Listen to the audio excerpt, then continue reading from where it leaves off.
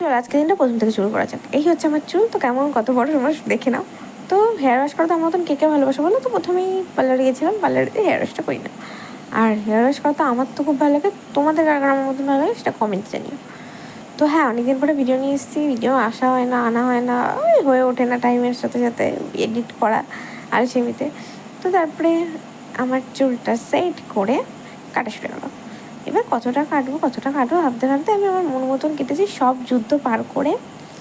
সবার কাছে শুনে টুনে সবাই বলছিল না না না, তাও সবার কথা শেষে আমি আমার মনের মতন চুলটা কেটেছি। হ্যাঁ, আমি একটু ছোটো চুল পছন্দ করি। আমার চুল আমি তাই বলে না, এমন না যে বড় চুল পছন্দ করি না, বড়ো চুলও খুব পছন্দ করি। অনেক বড়ো চুলগুলো হয়ে গেছিলো, তোমরাও দেখেছো।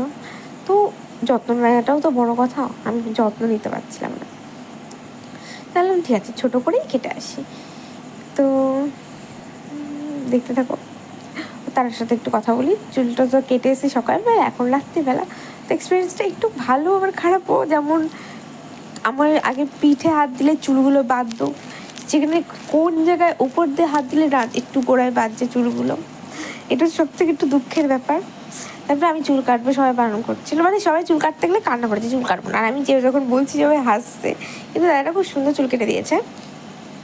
তো এই দেখো আমার চুল কাটার স্টাইলটা, দেখতে থাকো, দাদাটা ভালোই চুল কেটেছে। আর আমি গেছিলাম হচ্ছে বেলের অফিসে। তো এই সময় বোন আমার ফোনটা একটু মুখের কাছে নিয়ে এসছে যে দিদি দেখ। তো ওর চুল কাটা ডান হয়ে গেছিলো। তোমরা যদি জানতে ও কী কাট দিয়েছে তাহলে কমেন্টে জানাও, তোমাদের সেটাও জানিয়ে দেবো। সেটা নেক্সট ভিডিওতে বলবো ও কী কাট দিয়েছে।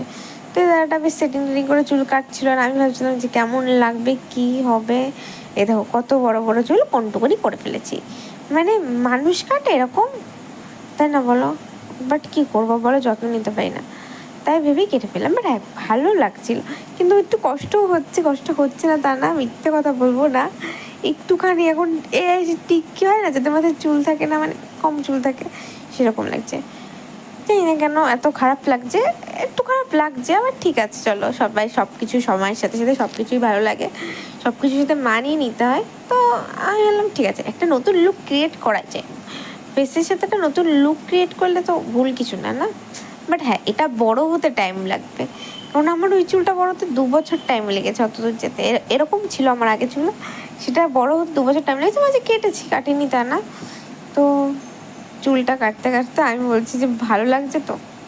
আমার মুখটা দেখো প্যাচের মতন হয়ে যাচ্ছে তখন আস্তে আস্তে। আমি পরে ভাবছি সামনে এত করে কাটছে, তাহলে পেছনে কত কেটেছে, এইভাবে আমি আরও অবাক। পরে যখন আমি আমার পেছনে যে চুল পড়া ছিল আমি দেখে অবাক, যে কি আমি বলছি, আর দাদাটা হাসছে। আমি বলছি কত চুল পড়েছে আমার, কত চুল। দাদাটা আমাকে ঘুরিয়ে দেখিয়েছে, আমি দেখে হা হয়ে গেছি যে কি, হায় রে কপাল, আমার এতগুলো চুল পড়ে গেল রে, কেটে দিলাম রে, যেহেতু কাটলাম, কাটে আর কি বলবো। এই দেখো কত চুল, এরও বেশি ছিল।